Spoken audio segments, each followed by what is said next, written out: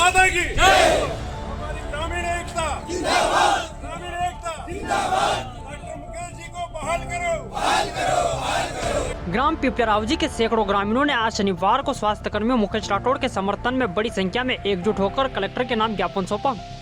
ग्रामीणों ने उनके निलंबन को अनुचित बताते हुए इसे मनगढ़ंत आरोपों का परिणाम करार दिया और तत्काल बहाली की मांग की।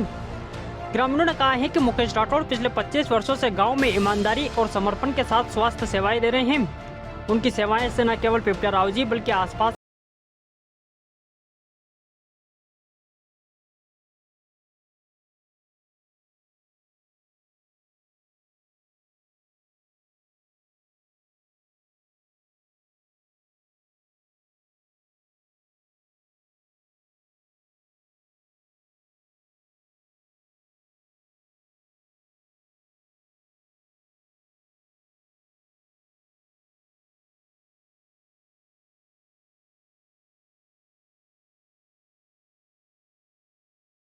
मुकेश जी डॉक्टर साहब हैं हमारे गांव में जो 25 साल से सेवारत है।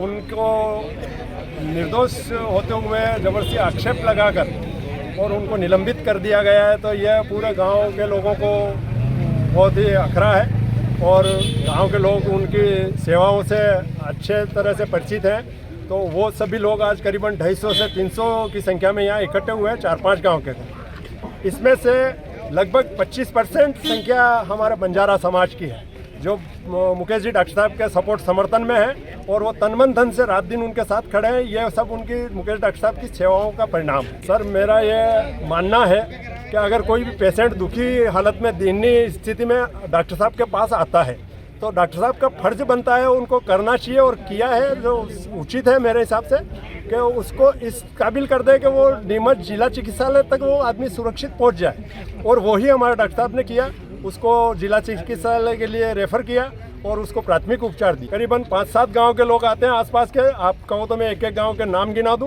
पिपल्यारावजी, ऊंचेड़, बढ़िया जागीर, मालखेड़ा, दांतोली, बांगरेड़, अंडनिया, मामादेव और राती तलाई, बावड़ा, ये सभी लोग उनसे संतुष्ट हैं और उनका वो समय समय पर सेवा देकर इलाज करते हैं।